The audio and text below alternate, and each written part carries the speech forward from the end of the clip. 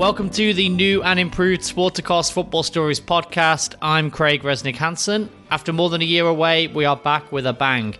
It's 2024 and our very first guest of the year is none other than former Man City, Sunderland, QPR and Real Salt Lake defender and ESPN and BBC pundit, Nedum Onouha. We get into what it's like going from player to broadcaster, how his fandom has changed over the years throughout his career and much, much more. So sit back, relax and enjoy our chat with the one and only Nedum Onouha.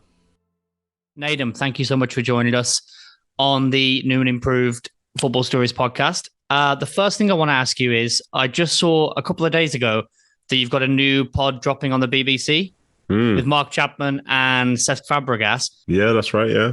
Tell us more about it. What's it going to be about? How often is it coming out? So it's going to be coming out weekly, and it's a look back at, say, some of the games that have happened at the weekend and to look forward to the ones ahead, but then also do it through a sort of different perspective in some ways, because I think at times, we're great at overreacting to things and so on, and that's fun. But this is a sort of different kind of conversation. Statman Dave's on there as well, who, is a beloved Five Live member, same as, works on the Saturdays, and it's good. I think to get a chance to be on there talking about the Premier League and to get a chance to be on there talking about the Premier League with one of the greatest to ever do it in Cesc Fabregas is amazing, because we're, as I say, looking at it through a different perspective, because not only was he one of the best players, but these days he's a coach as well in Italy. So it's great to sort of bounce ideas off him, think about things in a slightly different light, and, also just be lighthearted enough to be able to enjoy the game of football that we love so much. Yeah, is he still at Como, is it? He is, yeah, but he's the manager now. I think he was in charge of the second team, but he's taken over from the first team. I think it was probably 7-8 weeks ago. So as every week passes, the panel becomes like a former player, now an even more experienced manager, because that's another 7 days worth of content, another 7 days, yeah. So if you start here with this pod, then, by the time we're 6 months in, then you'll see the journey and the sort of change that he goes through as well. Have you worked with Fabregas before, or is this going to be the first time? I've actively worked against him on the field a few times, and that's not gone too well, but I've never worked with him before. But he's somebody who, he was chosen for a reason, because he talks about the game so eloquently. You forget sometimes that English isn't his first language, and some of the ideas, whether you're looking online and seeing his like coach's journal type entries, talking about what he was like as a player, how he wants his teams to play, or about stuff which he's just seen. And he's young enough to still be connected to the game today. And as I say, getting somebody who can be coaching up players in this generation, it makes for a fantastic podcast, in my humble opinion. So you might be podcasting with potentially the next elite coach in a few years? It would not surprise me. I think he is somebody who's very much committed to the game of football. He has a sort of idea of how he wants it to be played and how he wants to get his players to play. And I think the skill now will come with him sort of learning how to get the players to do that. But his style of football and the way that he is and the way he carries himself, like, listen, if you said to me, you need someone to come in as like backup at Como, I'd be like, yeah, go on then, Cesc, why not? I'll come out return to you. Well, you mentioned, you talked about your playing days there and about playing against Cesc. What's it been like transitioning from a player to a broadcaster? Because obviously it's something that happens more and more nowadays. There's lots of voices in the game that are ex-pros. Would you say, has anything surprised you about that move? Is there anything you didn't expect that you didn't see going in? I think the transition itself, I think what's changed across the years is that more and more people who are doing it while they're still playing now. From when I was younger, and this is in the early 2000s, like the big pieces might come if you're on a national newspaper. If you happen to appear on Sky once or something, Sky Sports News was coming to the fore, but it wasn't like, it's not the same as it is today, if you know what I mean. So whereas today you can still have a career, but then do extras, like seeing the likes of Ben Mee doing Monday Night Football, seeing like Mikel Antonio doing his podcast alongside Callum Wilson. There are plenty of people who are doing both things at the same time. So it means that when you do decide to hang up your boots, you can still now just turn the microphone up just that little bit louder. So that's something that's changed as I've been going through my career. But in terms of a surprise, I think seeing how things actually work, seeing the fact that a TV show might require 20, 30 people for it to happen, not just the people the you see on your production screen. side. Yeah. Like And the production side of things, I was on a radio show recently, and I said, for me, the closest I feel to being back in football is actually working in a team to create a show, because everyone is important. And if one person, it's not necessarily the host or the pundit or the newsreader, like if the person in the back forgets to slide a fader up, before you know it, nobody's hearing anything. If we're, Yeah. if the cameras aren't right, then the video can't go out. If we've not timed this correctly, then there's somebody's going to be waiting down the line somewhere who's never getting a chance to come on. So I think I've been surprised by how complex it actually is, but then it makes me want to be a part of it even more. So I think I'd probably say that. Well, on our site, we cover broadcasting. On this podcast, we talk a lot about fandom, with different sort of voices in the game, and I guess the intersection there is kind of relevant to what you said about how more and more now players are voices in the game, even while they're playing, even while they have active allegiances. Do you think nowadays is it necessary to hide an allegiance that you have? Like 20 years ago, maybe they would know that Alan Hansen liked Liverpool or whatever, but he had to we all had to kind of mutually pretend that he didn't have sort of an allegiance. How do you think that's changed? I think from my standpoint, I consider it to be quite disappointing, but we are here and it's not going to change. I think whenever you see a game on TV which features, the two biggest support clubs in England, in Liverpool and Man United, you'll expect to hear Gary Neville and Jamie Carragher. So it means that the experience that you'll be having will be based around people who've got an active interest in one of the sides doing well. And I say, like, to some of my friends who are City supporters, they see me on TV or see like Micah Richards or Julian Lesko on TV, say, oh, it's good that you've got a City voice out there. But I say it's not good, because then it means you're like in a small group of people who do. And as a consequence, like, who's the Wolves correspondent for them on Sky? Who's there for Fulham? Who's there for this? And yeah, I don't love it. I don't know how he came to be in this position, but then everything, as I say, has to be seen through the lens that those guys offer. And at times it's disappointing. And, if a game finishes Man United 1, Wolves 3, after the game, it's the Man United Inquisition as opposed to the Wolves breakdown. And in some ways, it's the audience led. But again, it's the chicken or the egg. Which one came first? Was it the fact that we could have supporters of teams doing commentary for their teams, and so that becomes entertainment, or were people seeking that level of entertainment instead of just the traditional things that came before? I'm not sure. Yeah, it's hard to say. I think, like you said, it's kind of audience driven, I guess, with the younger generation, especially loving, fan content on YouTube. And a lot of people we talk to on the podcast are whether, fan bloggers or fan Twitter account holders or fan YouTubers. And I guess maybe those big broadcasters saw that and thought people want to watch a Liverpool guy's take on this, or a Man United guy. They don't want to see an impartial football analysis. In regards to that, there is still that corner of the market for it, like just deeper football analysis as well. But I think some people, they'll see Carragher's, Neville's and so on. And I think Sky's biggest ratings come after a United loss, because those two will be arguing in the studio together. So at that point, you're using people who've had the experience of playing to just like argue as fans. And lo and behold, everyone sees that as entertainment. But then the fan channels will still be the fan channels, and these channels run pre-game, halftime, post-game. So are you really watching both? I think the market itself is enormous now. And however you want to consume, if you believe that someone is against your team that's, on TV for this primetime game, go onto your channel like City TV, have a match day live show, which I do sometimes, and hundreds of thousands of people tune in because they don't like such and such a person that's like talking on the TV. And you can curate your own experience. So if you want to be dour and negative, be negative, but you do have other options. And even though you don't want to change, you can change if you want to. I've noticed that most of I listen to a lot of your work, and most of the time that I hear you is when you pop in on ESPN FC, or rather Gab and Jules, when you're covering for Jules or Gab. And it seems to me that you make a really concerted effort, if you are breaking down a City game, for example, or a City topic, to sort of qualify everything and to sort of make it as transparent as possible. But Is it ever difficult? Do you ever find, because you've been a lifelong City fan, right? Pretty Yeah, much since a yeah. very young age. Is it tough to separate the fan from the professional pundit? I think from my perspective, not really, no, because I think people have been introduced as a former Man City player, so immediately that's put me in this segment. Like I wouldn't be going around saying I'm a Man City former player or whatever. I just say I'll talk about football. I see more of their games and I'm more connected with them than any other side as it stands.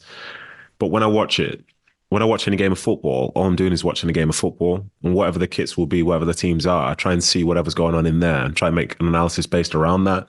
Yes, of course, I want City to win every game forever, but the reality is that's not the way football works.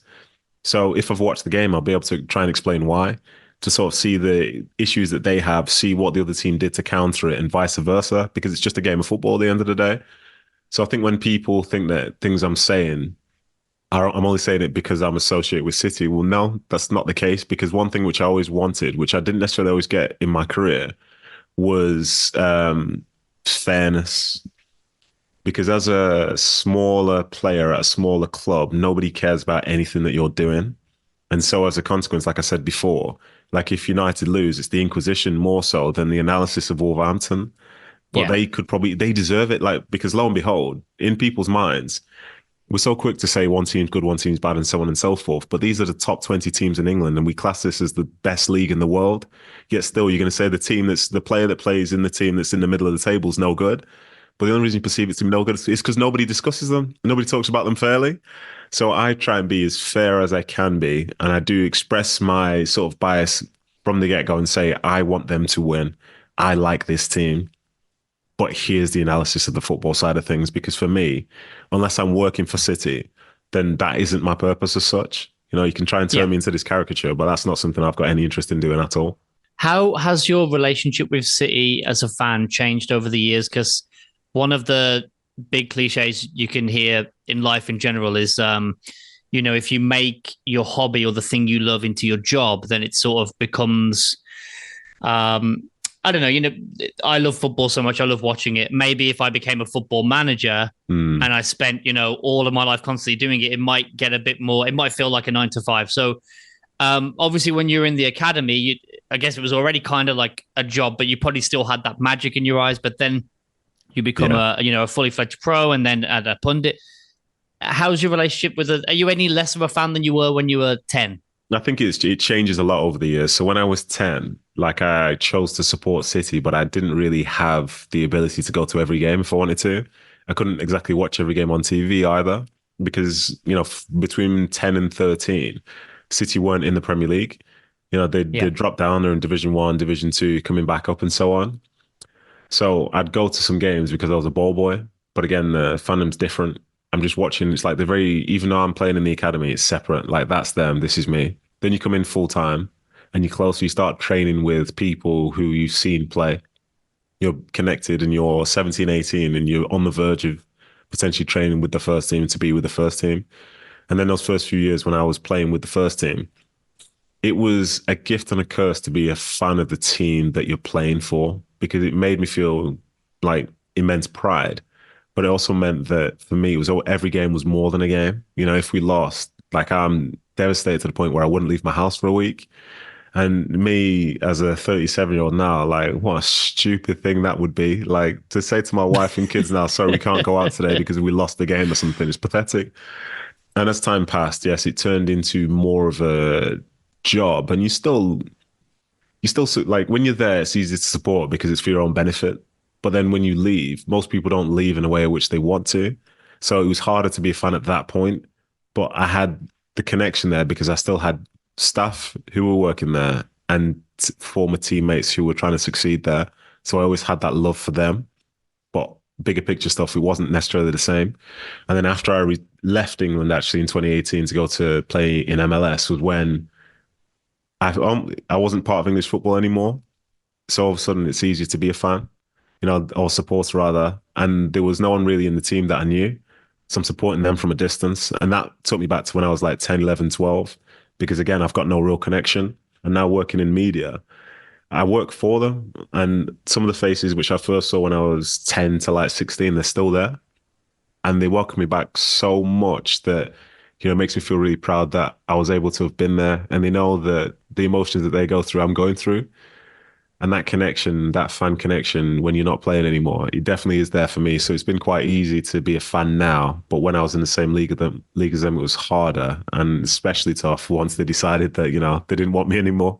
Yeah, I heard you talking about that on what's it called, the Five podcast, Filthy Filthy Fellas. fellas, yeah. Yeah, that's right. Yeah. Yeah, I heard you on there talking a little bit about the Mancini stuff, but we don't need Mm. to rehash that. But yeah, Yeah. I can feel how It's you. tough. Like when Yeah. someone comes into your house and tells you have to leave, it's unlikely that you walk out the door with a smile on your face, if that makes sense. Absolutely. Like you said, Yeah. very few, periods at a club end where, I mean, unless you retire there, right? It can't really end happily, can it? Exactly. Yeah. But even still, we could talk about the perspective. Say someone might retire, but then what happens when the next season they do something great? Like it still feels Yeah. weird. Like you're a fan, but it's like, oh, Oh, that could have been me. That could have been me. So it's never completely happy, is it? never. You mentioned how it's harder. Well, maybe not necessarily harder, but it's a different experience being a young player playing in a team who is a real fan of that club as opposed to just a professional there. I remember when, you were one of those at City. Hmm. In your sort of late teens and early 20s, I guess everyone looked at you as like the local lad, the City boy. Nowadays, it's Phil Foden, I guess, is the main one. There's a few coming through, but Phil Foden's sort of like that talisman for that idea. Have you ever spoken to him about that? Does he have that feeling of, super depression when you lose? Because not only has he lost as a player, but he's Yeah. actually a fan of the club. So it's Yeah. double jeopardy, maybe? I think it is, but I think what's different is like, they don't really lose too many games. And Phil, I can't. Yeah. The comparison between myself and Phil ends after you said we both came through the academy. Outside of that, like Phil's one of the best of a generation. He might end up being one of England's most successful players ever. He's amazing. And he's got this real drive within him to be incredibly successful. And I think last season, at the end of the season, after they'd won the treble, he was speaking to me, I think, at one of the parades, and he was expressing how proud he was that the club had done what they'd done. But then he felt slightly down on himself because he wasn't as big a part of it as he would have liked to be. But the most important thing for him was to be a bigger part of the next season. And that's the tone that you get from somebody who classes somewhere as being their home. I think there'll be other Yeah. players who were who might have been on the fringes, who might be thinking, well, if I'm not playing now, then I'm going to try and leave. But as was the case for him, it's probably the case for myself. Like, I never thought about leaving until I was told that I had to. And I Yeah. think Phil's in that same spot. He's in the best place possible. He's in a place where the club is amazing. He's got great players around him, great management, great infrastructure. He's hugely successful there. And he wants to be there more than anything. And I think players on their journey will go here, go there, go wherever. But when you know that you're at home, as I say, it's a tough place to leave. So yeah, I wouldn't necessarily compare myself to him, but I'm sure he goes through a lot more emotions than say some of the other players do because he knows the history and he knows who he is. And to give him credit, I've seen him a couple of times this season when he's been warming up and stuff, and he still even goes to the likes of Micah Hamilton. He's training with Rico Lewis and other players coming through because he was once that guy, and he Yeah. knows the value of someone to look up to for them, even though he's only 23 years of age himself. It's a testament to how much he loves the club, Yeah. that he looks at it like that. As many people probably know, you were born in Nigeria and came over to the UK at an early age.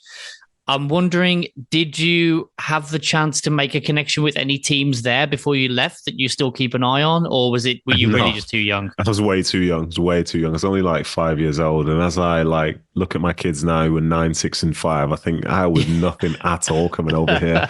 I'm glad it's amazing. I can remember anything from that time. But yeah, I didn't really have a connection with any teams over there now, unfortunately.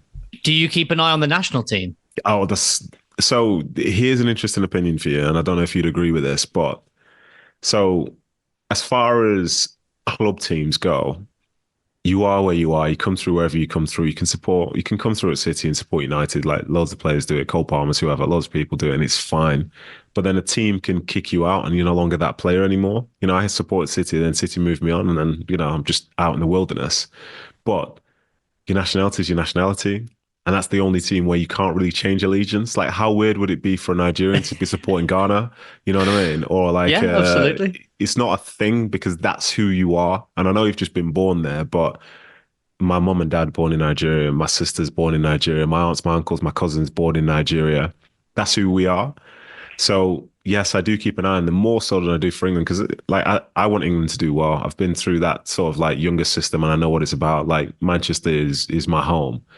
But the place, whenever England play Nigeria, that's when I realized that like Nigeria's the one. If there was to be a game that I wouldn't want England to win, it's the one game against Nigeria, and that's the only game. So It yeah, makes complete sense because, like you said, your parents are Nigerian. When people don't understand that kind of conflict, I always think to myself, well, why don't you just imagine that where your parents imagine your parents are from Japan? yeah, They're your parents, aren't they? So of course that's yeah. your team. Even like my name is it's not like Nathan or whatever. Like it's literally Yeah. my name is it's a Nigerian name from a Nigerian family that was raised in Nigeria to begin with. Yeah. So yeah, there are more people like me on that team playing for Nigeria AFCON now than there are for England at this moment in Yeah. time. So Makes complete sense. I haven't been keeping too up to date with the AFCON, but how are they doing it? Have they played a first game yet? yeah, they played and they drew and they should have won. So yeah, At lo and least they didn't behold. get upset fully. Like I've heard that I think there's been like 3 or 4 huge shocks already, right? Yeah, I think them drawing was kind of an upset in some ways, but we'll just put it down to feeling the tournament out itself and cross our fingers and hope that miracles do happen. But Yeah. unfortunately, when everyone else crosses their fingers as well, they tend not to. But yeah, there's a belief that they'll be all right. I think they'll be okay. Okay, so obviously you've got a huge affinity with City. I wondered if I'm sure that you have a connection with the other teams that you played with, Yeah, Sunderland, QPR, yeah, RSL. yeah, But are there any that have a bigger draw for you? Like, for example, when you went to MLS, did you really, really connect to Salt Lake and you remember them fondly? yeah. Or Yeah, I really connected well with Salt Lake because it was a big decision to go over there. And upon going over, it meant that it was important that I gave everything. And I met some really, really good people there. It was one of those places where a lot of people say, oh, don't go there. It's a small market club. It's this, it's that, it's a bit this. But the people were so nice. They were so genuine. And they sort of changed in my life and the life of my family and kids. Like there was a game based on where I was living whereby I needed 40 tickets. And the reason I needed 40 tickets because everyone on the estate that I lived in wanted to go. And these are people who'd never watched football before.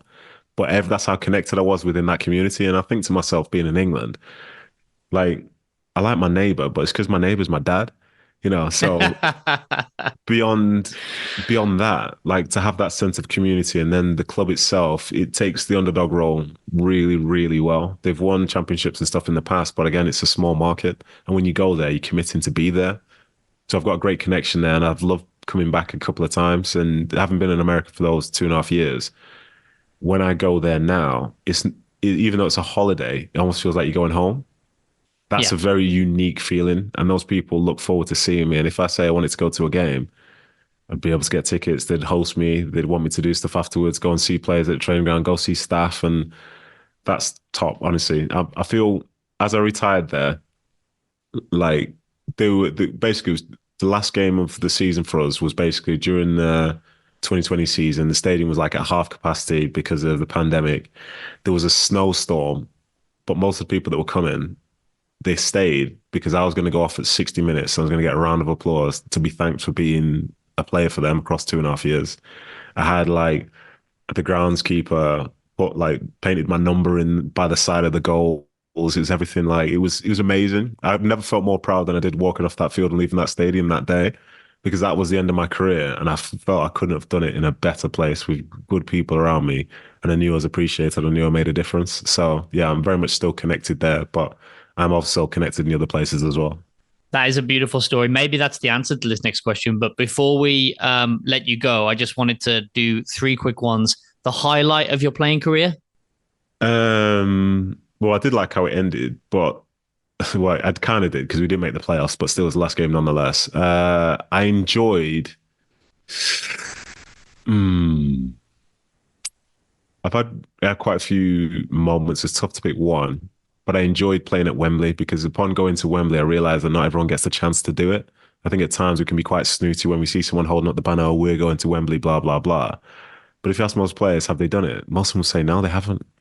So to go to Wembley in a playoff final in 2014 and to win was an amazing feeling. And it was a bit of a robbery in the game. But yeah, to get a chance to play in a stadium that's housed so many big games, so many big moments, and I'd say to be successful there, I'd probably say that, to be honest.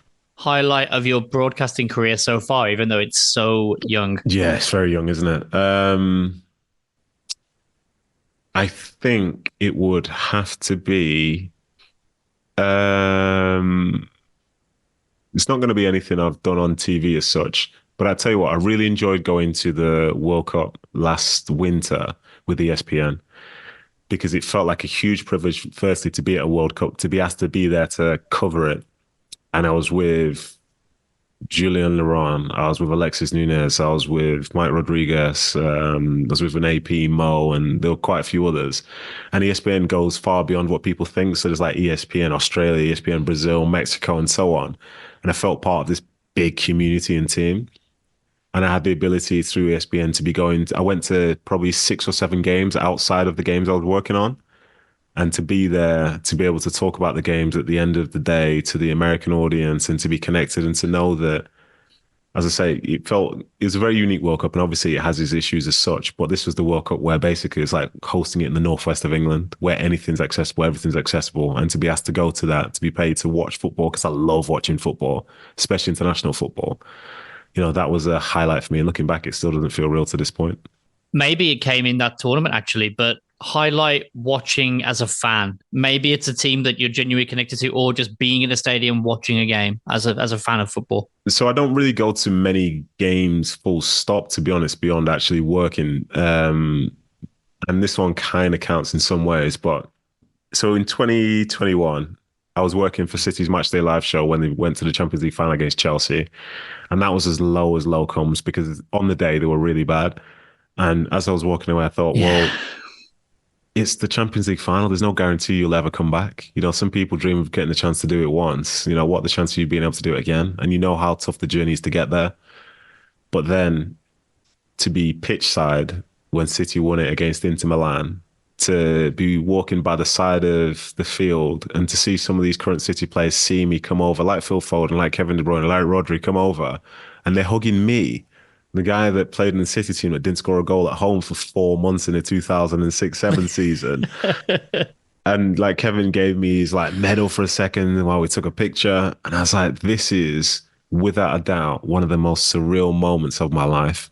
And this team, which I supported from when they were in Division 2, when I was a ball boy there, when I went to Wembley in 99, where they just about snuck up past Gillingham, to now seeing them playing Inter Milan after beating Real Madrid, after beating Bayern Munich, after beating Man United in the FA Cup final, after going toe-to-toe with Arsenal in the league.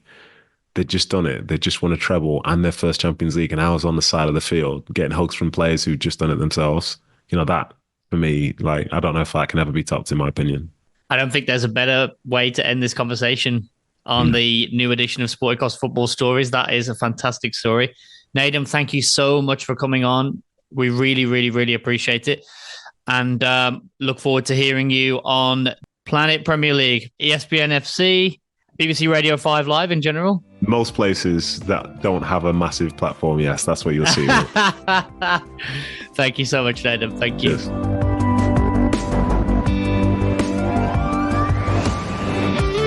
Thanks so much for listening to the first episode of the new Football Stories era.